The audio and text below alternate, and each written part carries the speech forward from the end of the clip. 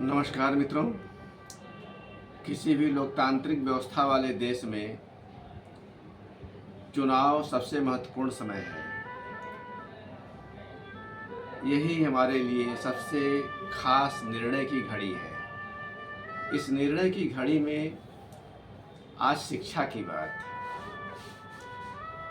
सही शिक्षा वो है जो व्यक्ति का निर्माण इस तरह से करती हो कि उसका सामाजिकरण बढ़िया हो, उसके में राष्ट्र के प्रति भावनाएं सुदृढ़ हो और वह सच्चा मानव बने, अंततः दुनिया के लिए उपयोगी हो। यद्यपि यहाँ एक लोचा आ जाता है कि राष्ट्रों में बटी दुनिया मनुष्य का इतना विस्तार होने नहीं देती। तो इसे हम मजबूरी कहें या दुनिया का चलन कहें कि राष्ट्र तक बात सीमित हो जाती है। खैर, उसके लिए कुछ नहीं किया जा सकता। तो हमारी शिक्षा का सही मतलब ये होता है कि व्यक्ति का इस तरह से विकास हो कि वह राष्ट्र के हित में सोच सके, कम से कम राष्ट्र के नुकसान के कामों में न लगे। और ये राष्ट्र के ये लगना ऐसा नहीं है कि वह कोई बहुत अलग तरह की बात है। यह सीधे से सीधे अपने ही सम्यक स्वार्थ की बात है, अपने ही अस्तित्व की बात है। तो हमारी शिक्षा क्या इस उद्देश्य में कारगर है? जवाब मिलता है नहीं। क्योंकि अंग्रेजों ने सबसे अधिक कारगर उपाय शिक्षा को ही समझा, जिसके माध्यम से बहुत कम संख्या रहने के बावजूद इस देश पर वो लगभग 2 दशकों तक शासन कर सके। उसके बाद कांग्रेस ने भी उसी चीज़ को सबसे बेहतर समझा कि जिससे किसी भी तरह के लापरवाही पूर्ण शासन, आराम के शासन के बावजूद भी देश पर उनका शासन स्थापित रह सके। तो इस नाते हमको अपनी शिक्षा पर ध्यान देना होगा और उसको तो हम तत्काल नहीं सही कर सकते, किंतु इतना तो है कि निर्णय की इस घड़ी में अपने दिमाग की बत्तियां जलाकर निष्पक्ष विचार कर अपनी शिक्षा में या अपनी दूषित शिक्षा में फंसे हुए अपने व्यक्तित्व को जगा सकते हैं। और इस तरह से हम सही निर्णय करने के अधिकारी हो सकते हैं। आज इस निर्णय की घड़ी में हमारी स्थिति क्या है?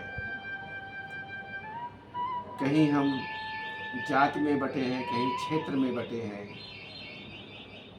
कहीं भाषा में बटे हैं। ये सब हमारी शिक्षा का ही खेल है। यहाँ तक कि जिस इस्लामी आतंकवाद की बात की जाती है, मुस्लिम कट्टरता की बात की जाती है, वह भी सारा का सारा खेल शिक्षा का ही है। उनको इस तरह से शिक्षा दी जाती है, अभी तक दी गई है कि वे अपने दायरों से बाहर या उस शिक्षा के बाहर कभी सोच ही नहीं पाते।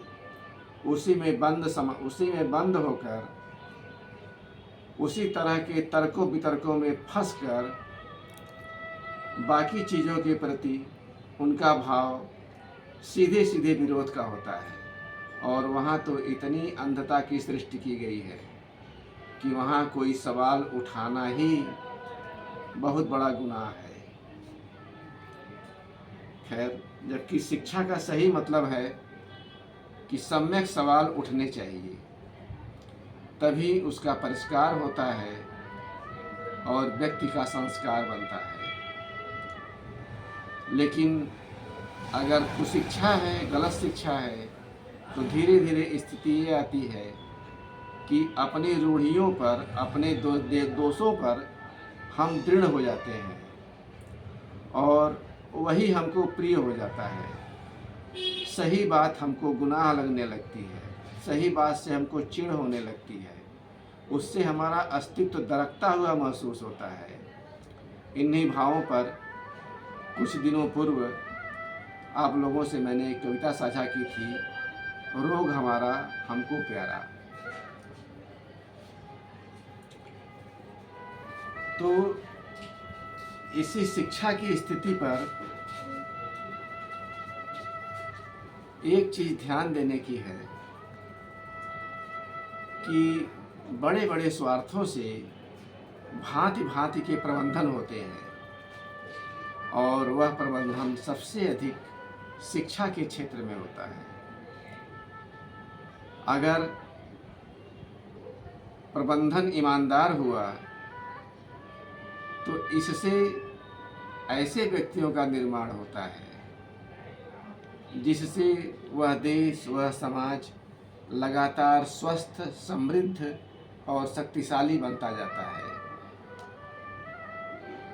और अगर प्रबंधन शातिराना हुआ तो इससे ऐसे समाज और ऐसे देश का निर्माण होता है जिससे एक दूषित समाज और एक संघर्षरत कमज़ोर देश का निर्माण होता है।